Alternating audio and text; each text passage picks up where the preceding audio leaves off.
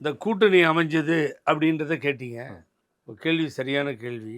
ஒரு முன்னாள் அமைச்சராக இருந்தவர், ஸ்பீக்கராக இருந்தவர், நாளும் தெரிந்தவர், பழனிசாமியினுடைய ஊதுகுழலாக பலகாலம் பணியாற்றி இன்றைக்கி சோர்ந்து போயிருப்பவர், அருமைக்குரிய நண்பர். அவருக்கு வேறு வேறு பேர்லாம் வச்ச ஆசையாக நான் சொல்ல விரும்பலை.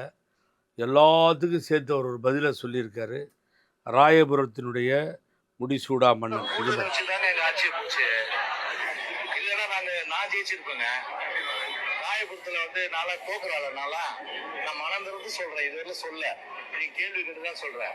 25 வருஷம் முடிசூடா மன்னனா ராயபுரத்துல இருந்தேன். நானு தோல்வி என்பது அறியாதவனா இருந்தேன். நானு யாரால தோத்தேன்? பிஜேபியால தான் தோத்தேன்.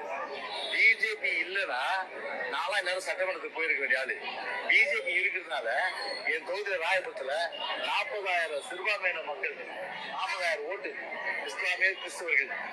எம்எல்ஏ கோபம் கிடையாது, எம்எல்ஏ கோபம் கிடையாது. அப்பவே என்கிட்ட சொன்னாங்க, என்ன சொன்னாங்க, சார் பிஜேபி கழட்டி விட்டு நான் சொன்னேன் வேஸ்ட் லக்கேஜ் தான், வேற என்ன பண்றது, இவங்களோட கூட்டணி வச்சுதாங்க எங்க ஆட்சியை போச்சு.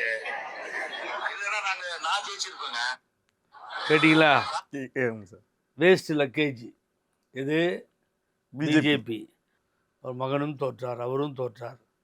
இதுதான் உண்மையானது ஜெயக்குமார் மனதிலிருந்து வெளியில் சொல்லிட்டார்.